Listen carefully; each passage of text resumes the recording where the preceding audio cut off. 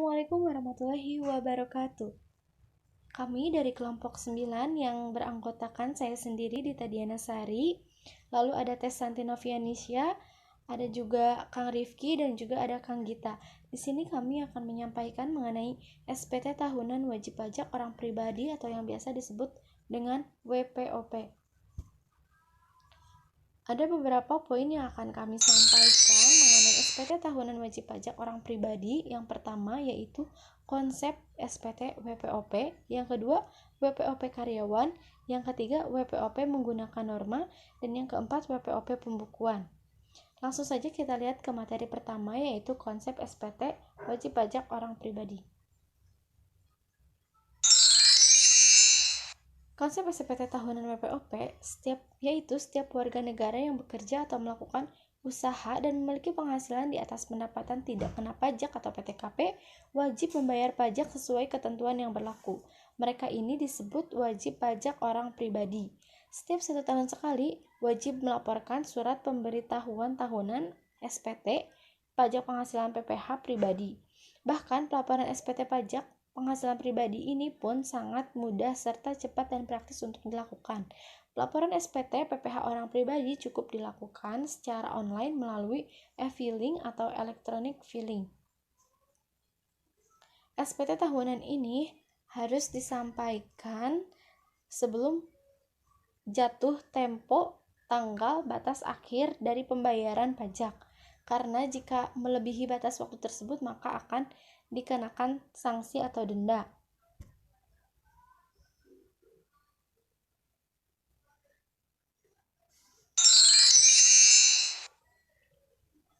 Ada juga di sini pilihan jenis SPT yang sesuai. Yang pertama, untuk penghasilan yang kurang dari 60 juta per tahun, ditujukan untuk pegawai atau karyawan yang gajinya kurang dari 60 juta per tahun, dan juga untuk pegawai dengan penghasilan lain yang gajinya kurang dari 60 juta per tahun, dan juga untuk bukan pegawai atau pendiri perusahaan swasta yang gajinya kurang dari 60 juta per tahun. Berarti kayak rumahan kecil-kecilan gitu ya, kayak produksi rumahan, kerupuk atau tahu atau yang lainnya. Yang kedua, jika penghasilan di atas 60 juta per tahun, ditujukan untuk pegawai atau karyawan yang gajinya 60 juta per tahun, dan juga untuk pegawai dengan penghasilan lain yang gajinya 60 juta ke atas per tahun, dan juga untuk yang bukan pegawai yang gajinya di atas 60 juta per tahun.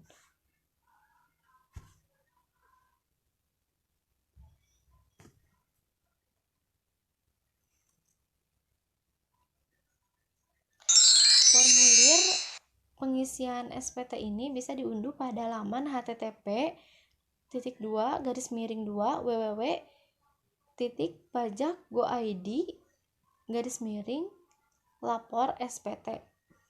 Di sini ada sanksi denda pajak.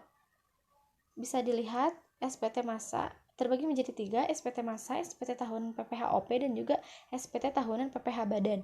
Untuk SPT masa dibagi menjadi 2, yaitu PPN dan juga lainnya. Untuk yang PPN itu dendanya kena 500.000 dan untuk lainnya itu kenanya 100.000, sama dengan SPT tahunan PPh OP dendanya 100.000.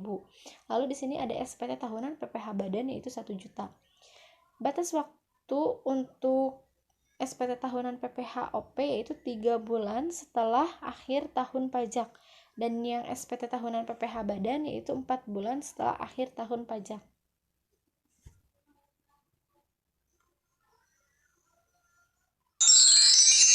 Selanjutnya ada WPOP karyawan.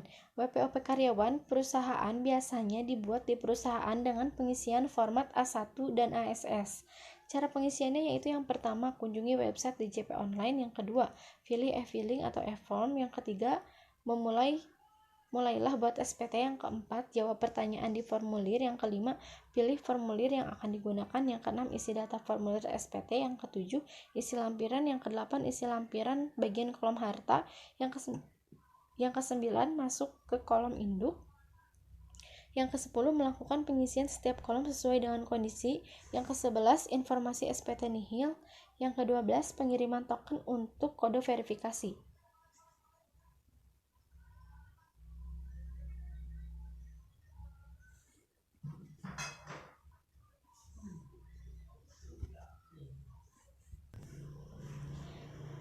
Cara penyampaian WPOP karyawan di sini ada 3. Yang pertama bisa langsung, bisa melalui pos, dan juga bisa melalui cara lain. Kalau misalkan langsung, kita bisa melalui KPP atau KP 2KP. Kalau misalkan lewat pos, kita tinggal datangin langsung aja ke kantor posnya. Lalu di sini ada cara lain, kita bisa pilih jasa ekspedisi dan juga e-filing. Selanjutnya ada 2 materi lagi yang belum disampaikan, yaitu WPOP menggunakan norma dan juga WPOP pembukuan. Itu akan disampaikan oleh Teh Santi. Terima kasih buat Teteh Dita, yaitu yang selanjutnya WPOP menggunakan norma. WPOP yang menggunakan norma, wajib pajak orang pribadi yang menggunakan norma perhitungan neto akan menghitung pajak penghasilan orang pribadi. Caranya yaitu menggunakan tarif pajak penghasilan 0,5% bagi wajib pajak orang pribadi yang termasuk dalam kriteria wajib pajak berdasarkan PP 23 tahun 2018 atau menggunakan tarif pajak penghasilan sesuai dengan pasal 4 ayat 2 Undang-Undang Nomor 36 Tahun 2008 tentang PPh bagi wajib pajak orang pribadi yang termasuk dalam kriteria dalam pasal 4 ayat 2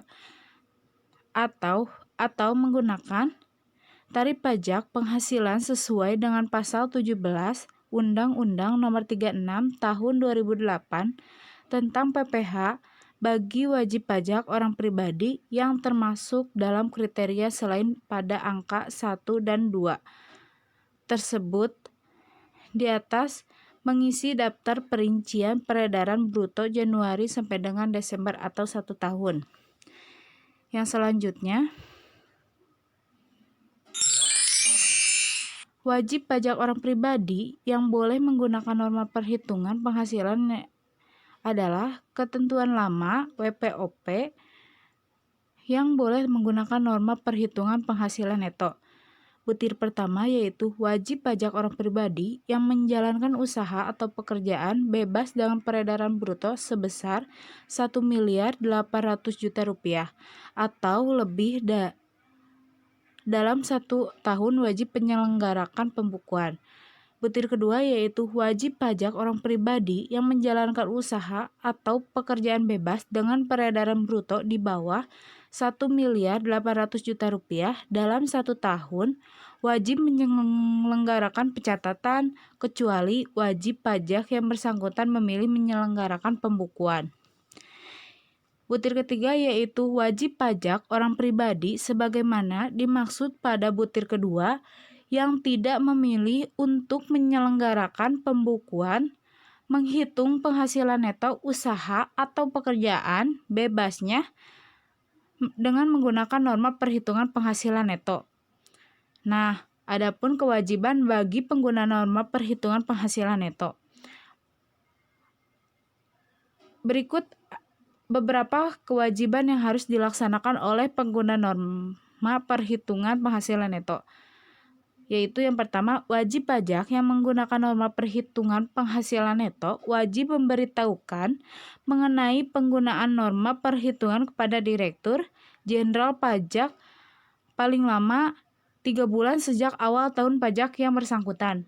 Yang kedua, wajib pajak yang tidak memberitahukan kepada Direktur Jenderal Pajak sesuai dengan ketentuan di atas dianggap memilih menyelenggarakan pembukuan. Nah, mungkin itu yang WPOP yang menggunakan norma. Materi selanjutnya yaitu WPOP pembukuan. WPOP pembukuan yaitu kewajiban wajib pajak yang menggunakan pembukuan adalah sebagai berikut. Wajib pajak yang wajib menyelenggarakan pembukuan yang ternyata tidak atau tidak sepenuhnya menyelenggarakan pembukuan, penghasilan netonya dihitung dengan menggunakan norma perhitungan penghasilan neto. Nah, wajib pajak dikenakan sanksi administrasi berupa kenaikan sebesar 50% dari pajak penghasilan yang tidak atau kurang dibayar dalam tahun pajak yang bersangkutan. Selanjutnya,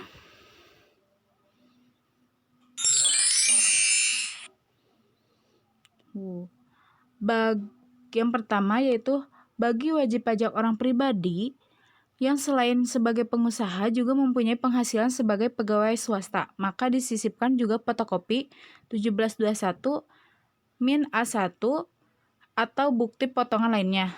Yang kedua, wajib pajak orang pribadi yang selain sebagai pengusaha juga mempunyai penghasilan sebagai pegawai negeri, sipil atau PNS, maka disiapkan juga fotokopi 1721 min A2 dan atau bukti potongan lainnya.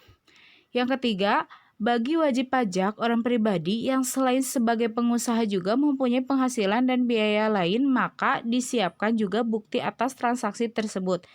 Misal, atas penjualan aktiva berupa mobil. Yang keempat yaitu bagi wajib pajak orang pribadi yang selain sebagai pengusaha juga mempunyai penghasilan dan biaya final, maka disiapkan juga bukti atas transaksi tersebut, misalnya atas pendapatan dan PPh final atas bunga deposito. Nah, yang kelima, bagi wajib pajak orang pribadi yang mempunyai penghasilan dari luar negeri disiapkan bukti pemotongan pajak penghasilan dari luar negeri atau PPh pasal 24. Yang keenam, menyiapkan arsip SPT masa PPN termasuk semua faktur pajak masukan dan faktur pajak keluaran Januari sampai dengan Desember 2019 apabila wajib pajak tersebut juga sebagai PKP atau disebut juga pengusaha kena pajak. Yang ketujuh yaitu menyiapkan arsip SPT masa PPh pasal 21 Januari sampai dengan Desember 2019 apabila wajib pajak orang pribadi mempunyai kewajiban PPh pasal 21. Yang kedelapan yaitu menyiapkan arsip bukti pemotongan PPh pasal 23 masa Januari sampai dengan Desember 2019. Yang kesembilan yaitu menyiapkan arsip bukti pemungutan PPh pasal 22 dan bukti setoran pasal 22 impor masa Januari sampai dengan Desember 2019. Yang 10 yaitu menyiapkan arsip bukti pemotongan PPh pasal 4 ayat 2 masa Januari sampai dengan 2019. Yang ke-11 yaitu menyiapkan arsip bukti pembayaran PPh pasal 25 masa Januari sampai dengan Desember 2019. Apabila wajib pajak orang pribadi dikenakan PPh pasal 4 ayat 2 sebesar 0,5% berdasarkan PP 23 tahun 2018 untuk masa pajak Januari sampai dengan Desember 2019 disiapkan arsip bukti pembayaran PPh pasal 4 ayat 2. Yang ke-12 yaitu menyiapkan arsip bukti pembayaran atas STP PPh pasal 25 masa Januari sampai dengan Desember 2019 apabila ada. Nah, yang ke-13 yaitu menyiapkan data pendukung laporan keuangan. Yang ke-14 membuat laporan keuangan. Yang ke-15 yaitu menyiapkan lampiran SPT tahunan PPh orang pribadi. Adapun contoh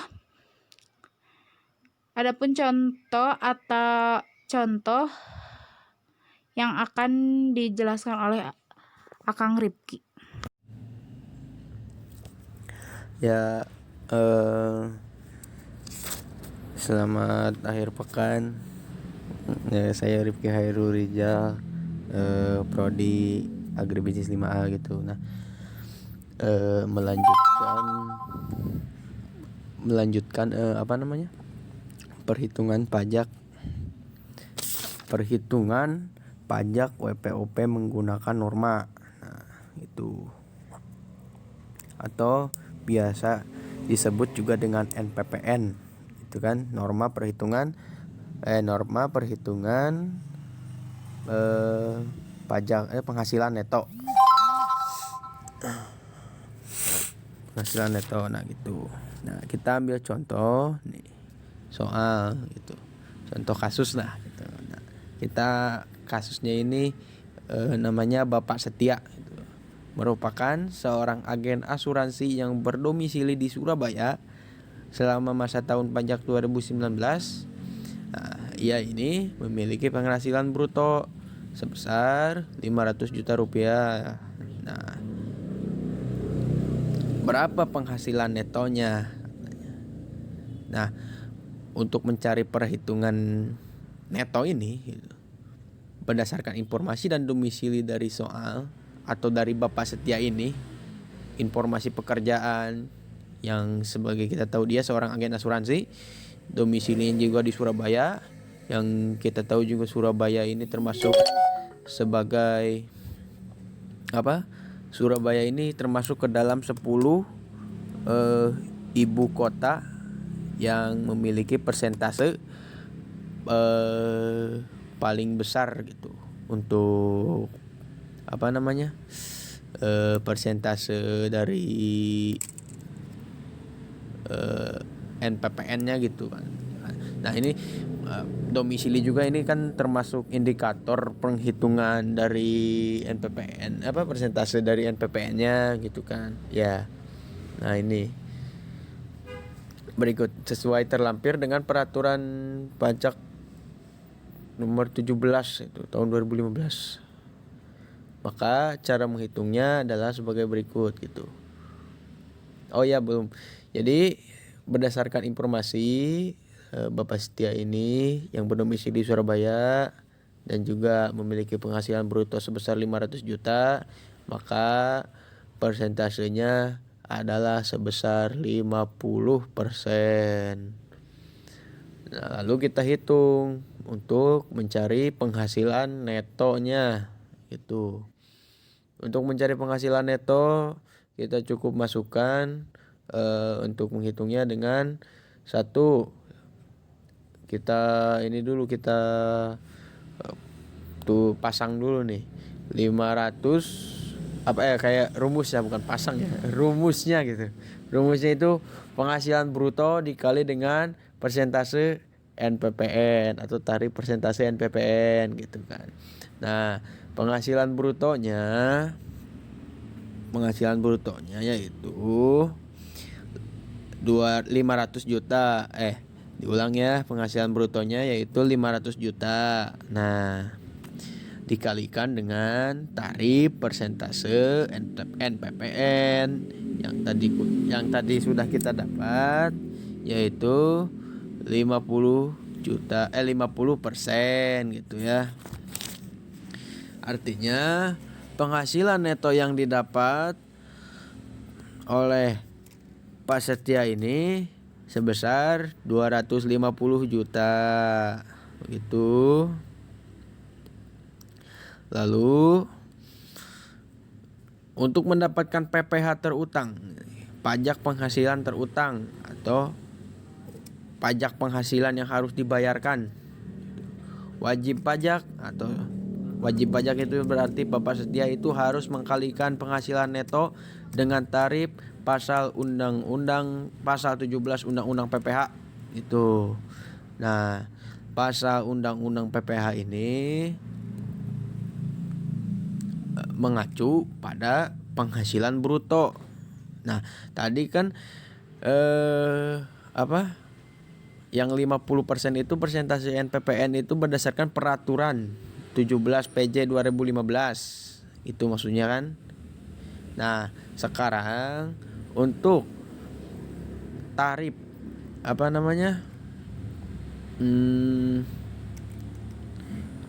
untuk mendapatkan PPh terutang gitu harus dikalikan dengan tarif pasal 17 Undang-Undang PPh gitu. Ini nih yang di garis bawah ini nih.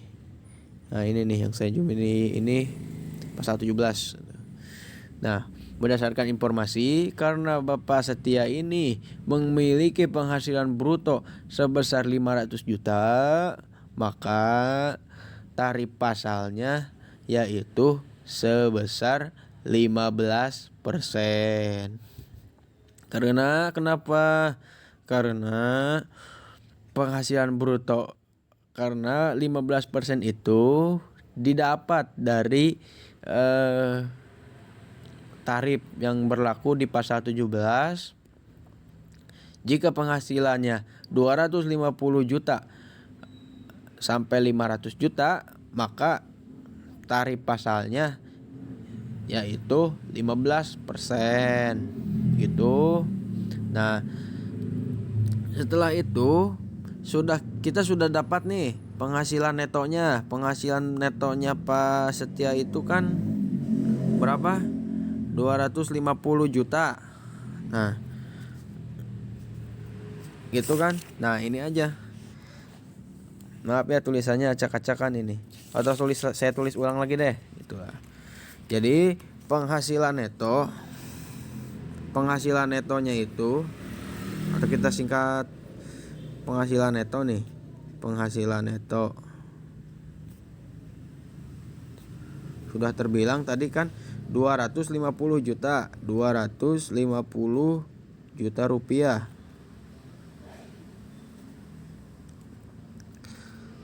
Nah, lalu dikalikan dengan tarif pasal dari 17 itu. Nah, kita ini kan mau mencari PPH nih, maaf ya tadi kelewat. PPH nih. Nah, cara mencari PPH itu. Cara mencari PPH-nya itu supaya Bapak Setia ini membayar pajak penghasilannya itu berapa? Nah, itu tadi penghasilan netonya 250 juta dikali dengan tarif tarif pasal 17. Pusingkan ya, makanya ini ya memang complicated sih, cuman ya begitu aturannya. Nah, dilanjut lagi. Untuk mencari PPH, penghasilan netonya dari Pak Setia ini 250 juta dikali dengan berapa tarifnya dari pasal 17 tadi, yaitu 15%. Kenapa 15%? Karena sebagaimana tertera dalam pasal 17, apabila penghasilan brutonya 500 atau juga penghasilan netonya 250 juta sampai 500 juta, maka tarif pasalnya itu adalah 15%. Nah, berapa dari perhitungan 250 juta dikali 15% ini? Jawabannya adalah 37 juta. Maaf.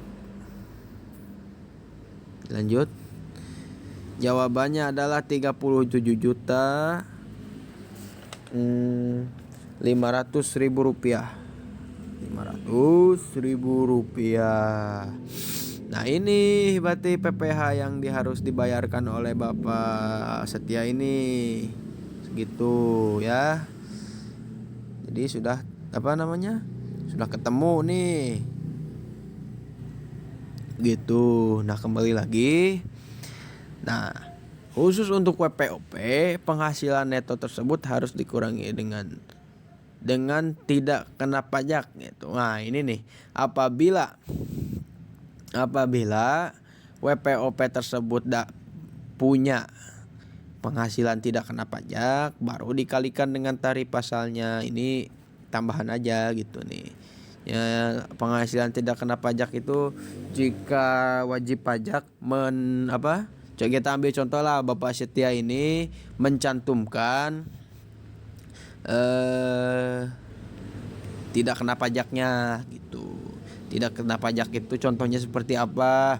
Contohnya ya kayak ini, kebutuhan hidup kebutuhan Bapak Setia selama 1 tahun ini dimasukkan nih. Jadi kita taruhlah kebutuhan Bapak Setia ini adalah 60 juta dalam 1 tahun gitu. Kebutuhannya ya makan, kebutuhan apalah itu. 60 juta gitu loh. Kan tadi penghasilan netonya 250 juta. Berarti dikurangi saja 60 juta. Dapatlah hasil berapa nanti. Lalu dikalikan dengan tarif pasal, yaitu 15% karena mengacu pada penghasilan bruto yang didapatkan oleh Bapak Setia ini. Begitu. Ya, barangkali untuk NPPN sudah cukup begitu. Selebihnya jika ada yang harus dikoreksi mohon bimbingannya Ibu dosen. Apabila ada yang ditanyakan silahkan, dan ya silahkan jika ada yang ditanyakan, nanti ada sesi tanya jawab ataupun juga bisa japri saya untuk lebih jelasnya gitu.